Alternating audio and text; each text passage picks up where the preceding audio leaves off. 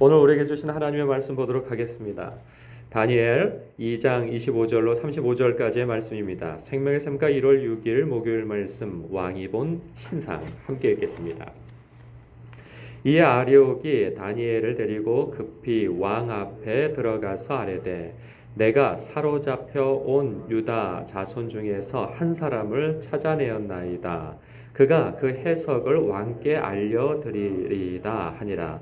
왕이 대답하여 벨드사살이라 이름한 다니엘에게 이르되 내가 꾼 꿈과 그 해석을 네가 능히 내게 알게 하겠느냐 하니 다니엘이 왕 앞에 대답하여 이르되 왕이 물으신 바 은밀한 것은 지혜자나 술객이나 박수나 점쟁이가 능히 왕께 보일 수 없으되 오직 은밀한 것을 나타내실 이는 하늘에 계신 하나님이시라. 그가 느부갓네살 왕에게 후일에 될 일을 알게 하셨나이다. 왕의 꿈 곧 왕이 침상에서 머릿속으로 받은 환상은 이러하니이다. 왕이여, 왕이 침상에서 장래일을 생각하실 때 은밀한 것을 나타내시는 이가 장래일을 왕에게 알게 하셨사오며 내게 이 은밀한 것을 나타내심은 내 지혜가 모든 사람보다 낫기 때문이 아니라 오직 그 해석을 왕에게 알려서 왕이 마음으로 생각하던 것을 왕에게 알려주려 하심이니이다. 왕이여, 왕이 한 큰 신상을 보셨나이다. 그 신상이 왕의 앞에 섰는데 크고 광채가 매우 찬란하며 그 모양이 심히 두려우니 그 우상의 머리는 순금이요 가슴과 두 팔은 은이요 배와 넓적다리는 노시요 그 종아리는 쇠요 그 발은 얼마는 쇠요 얼마는 진흙이었나이다. 또 왕이 보신즉 손대지 아니한 돌이 나와서 신상의 쇠와 진흙의 발을 쳐서 부서뜨리매 그때 쇠와 진흙과 놋과 은과 금이 다 부서져 여름 타작마당에 겨같이 되어 바람에 불려간 곳이 없었고 우상을 친 돌은 태산을 이루어 온 세계에 가득하였나이다. 아멘.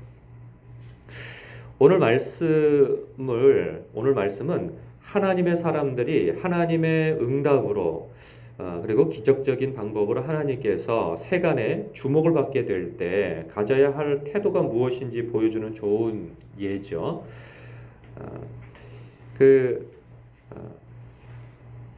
다니엘은 왕 앞에 서서 하루의 말미, 그러니까 며칠인지 모르지만 저에게 시간을 주십시오 하고 돌아가서 시간을 얻어 이제 기도하게 되어지죠. 그런데 지체치 아니하고 하나님께서 그날 밤 환상으로 왕이 꾼 꿈이 내용이 무엇인지 보여주셨단 말이죠. 해몽까지 곁들여서. 그래서 그는 지체치 않고 또 왕에게 오게 되어집니다. 왕 앞에 서서 있을 때 왕이 묻죠. 26절에 내가 꾼 꿈과 그 해석을 네가, 그러니까 다니엘, 네가 능히 내게 알게 하겠느냐라고 묻죠. 그러면 보통 왕 앞에, 그 지존한 왕 앞에서 네, 그러하옵니다 하고 빨리 알아야 되는 것이죠. 그런데 그는 그렇게 하지 않습니다. 바로 그러니까 너라고 하는, 즉 다니엘에게 왕이 주목을 하죠. 그리고 많은 사람들이 주목을 할 것입니다. 그러할 때 지체치 아니하고 네 하고 그 31절부터 35절까지 왕이 꾼 꿈에 대하여서 이렇게 이야기를 하면 되는 것이죠. 그런데 그는 그렇게 하지 않습니다. 자신에게 쏟아진 그 주목을 돌려 하나님께 향하게 하죠. 그러니 27절에 이렇게 대답을 합니다. 다니엘이 왕 앞에 대답하여 이르되 왕이 물으신 바 은밀한 것은 지혜자나 술객이나 박수나 점쟁이가 능히 왕께 보일 수 없으되 오직 은밀한 것을 나타내실 이는 하늘에 계신 하나님이시라. 그죠? 그곳에 있는 모든 신들 중에 신이 누구신가를 알려주고 있는 대목인 거예요. 당신이 꾼 그 꿈은 이미 술객들이 이야기하기로는 인간으로서는 그것을 알 길이 없다는 거죠. 신이 아니고서는 그것은 알 수는 없다. 그러면 왕의 입장에서는 그러죠. 너희들이 신의 대사가 아니냐? 그러니 그것을 나한테 이야기해라 하는 거죠. 그랬더니 그들은 그것을 하지 못합니다. 그런데 여호와 하나님을 섬기는 다니엘이 그것을 알려주고 있어요. 그러니 그 술객들이 섬기고 그 바벨론이 섬기고 있는 신은 가짜다 하는 것을 간접적으로 알려주는 것이죠. 그리고 그 위에 하나님이 계시다, 여호와 하나님이 계시다 하면서 여호와 하나님의 존재를 이렇게 드러내 보입니다. 신들 중에 신이라는 거죠. 그러면서 그가 느부갓네살 왕에게, 즉 하나님이죠. 하나님이 느부갓네살 왕에게 후일에 될 일을 알게 하셨나이다. 왕의 꿈, 곧 왕이 침상에서 머릿속으로 받은 환상은 이러하니이다. 왕이여, 왕이 침상에서 장래일을 생각하실 때에 은밀한 것을 나타내시는 이가 장래일을 왕에게 알게 하셨사오며 내게 이 은밀한 것을 나타내심은 내 지혜가 모든 사람보다 낫기 때문이 아니라, 자기 자신을 또 낮춰요. 자기 자신이 부각되어지는 것을 철저히 조심합니다. 그러면서 오직 그 해석을 왕에게 알려서 왕이 마음으로 생각하던 것을 왕에게 알려주려 하심이니이다. 누가? 하나님이요. 하나님께서 당신이 생각하고 있는 그것을 알려주시기 위하여서 그 꿈도 주셨고 꿈의 내용도 저에게 알려주신 것뿐입니다. 하는 거죠. 그렇게 해서 왕이 장차 되어질 일들에 대해서 알게 하시려고 하나님께서 그 꿈을 주신 것입니다. 라고 이야기를 하고 있는 거예요. 이 이야기 속에서 철저히 자신은 배제되어져요. 그리고 여호와 하나님이 높여지고, 그리고 왕도 높여주죠. 이 결과는 우리가 알고 있는 바입니다. 그래서 다니엘이 지금 31절부터 35절까지는 그 꿈이 무엇인지를 알려주고, 그리고 이제 내일 본문에 있어서는 그 꿈이 의미하는 바가 무엇인지를 해몽까지 해주죠.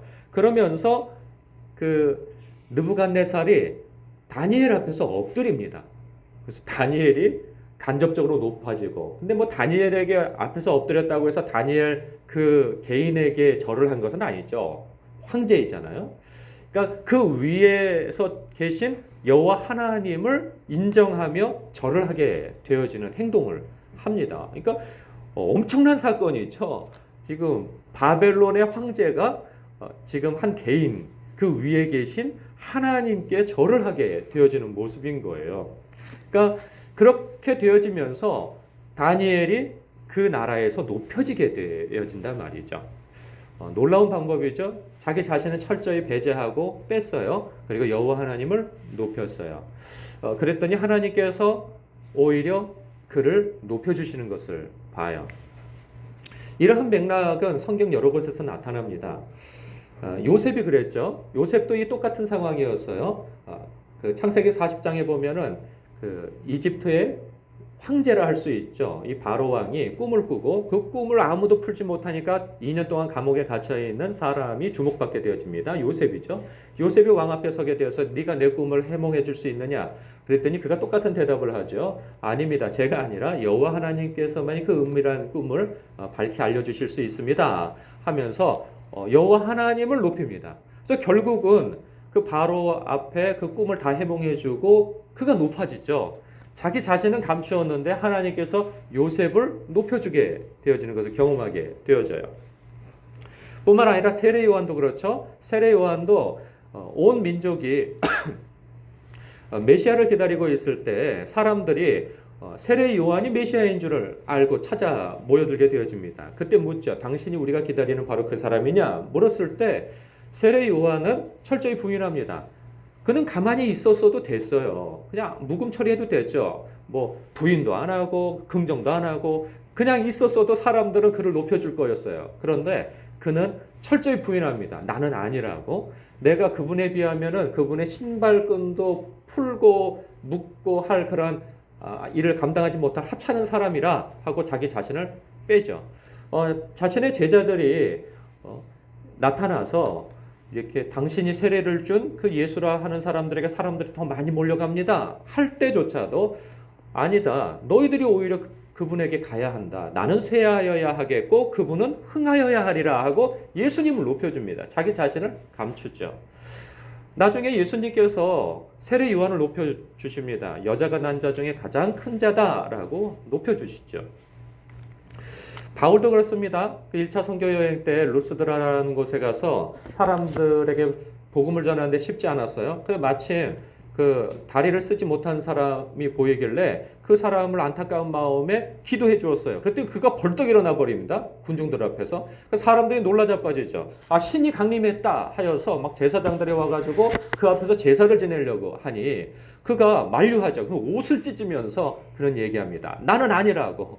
그러면서 사람들은 신이 강림했다 하는, 내가 신이 아니고 진짜 신이 누구인지 알려주마 하면서 예수 그리스도의 복음을 전하게 되어지죠. 그러나 그때 오히려 사람들 앞에서 이제 박해를 받고 이제 쫓겨나게 되어지는 상황이 초래하게 되어지는데, 그때 누구를 얻게 되어지냐면 디모데를 얻게 되어져요. 그 광경을 디모데가 보게 되어집니다. 그래서 훗날 그가 그러니까 사도 바울의 충직한 동역자가 되어지죠. 제자이면서 동역자가 되어지죠. 그렇게 사람을 얻게 되어집니다. 하나님께서 그를 높여주시는 것을 봐요. 그러나 반대의 일도 있습니다. 히스기야 같은 경우는 또 어떻습니까? 히스기야는 기도로서 아수르의 침략군 18만 5천 명을 물리치는 아주 놀라운 기적을 경험하게 되어져요. 그런데 그가 그 기적을 겪고 난 이후에 병들어 죽게 되어지죠. 그가 간절히 기도함에 하나님께서 15년을 연장시켜 주세요. 그 수명을. 그랬더니 이 소식이 어디로 가게 되었냐면 신흥 강대국 바벨론에게 가게 되어집니다. 깜짝 놀라죠. 아니, 아수르와 경쟁 상대이거든요. 그런데 이 대국인 아수르를 물리쳐버린 거예요. 이 정말 코딱지만한 이 예루살렘 왕이. 그러니까 너무 놀라서 이 비결이 뭘까? 그들이 가지고 있는 군사력은 도대체 어느 정도일까? 탐색하기 위해서 그 특사를 보냅니다. 근데 그 특사를 보내가지고 조문이 아니라 이렇게 인사하러 왔죠. 그랬더니 히스기야 왕이 마음이 뿌듯해가지고, 얼마나 뿌듯했을까요? 이 강대국인, 신흥 강대국인 바벨론에서 특사를 보낸 거예요. 자신의 그 병들었다는 소식 때문에. 근데 이미 나았어요.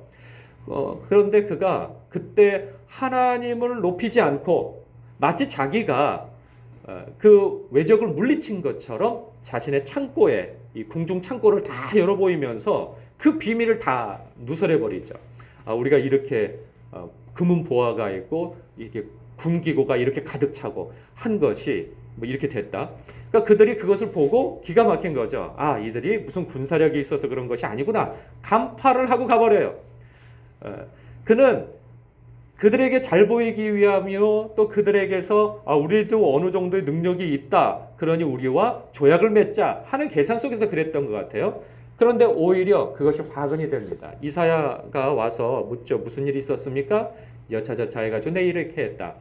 그러니까 그는 그 외국 그 특사가 왔을 때 자기 자신을 높인 거예요. 거기에서. 그러니까 그 이전까지는 하나님께서 그를 높여주셨어요. 그런데 정작 하나님을 높여야 할 그때에 자신을 높이고 말았던 것이죠. 그게 패착이었어요.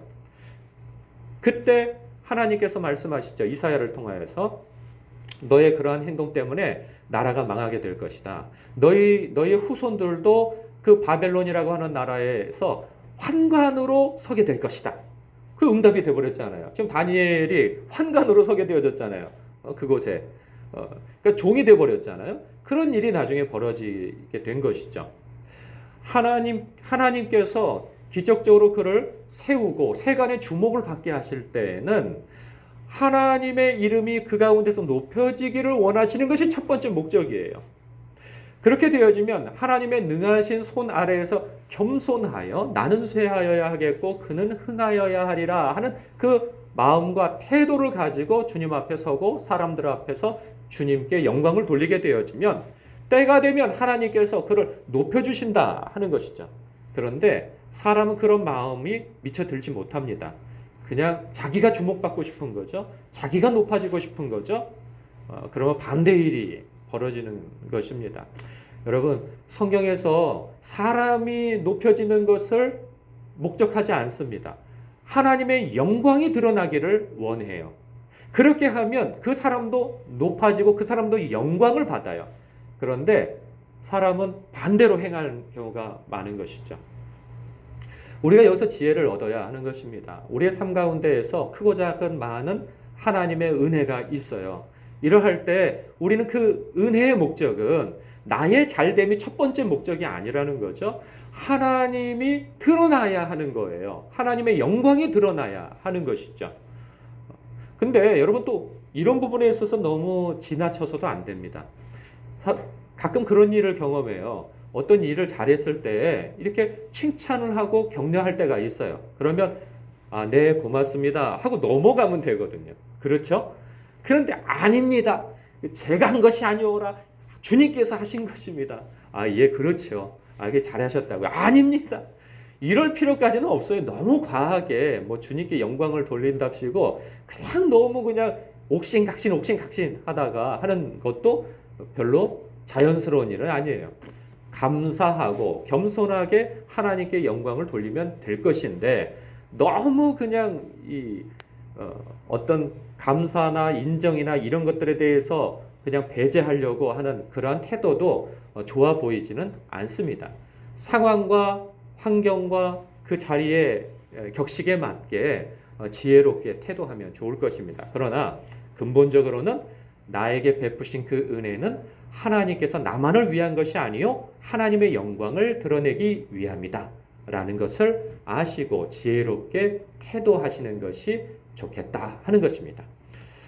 오늘도 저와 여러분에게 베푸신 하나님의 은혜가 우리 주변 사람들에게 향기처럼 빛처럼 비춰지고 향기처럼 날리기를 주님의 이름으로 축복합니다.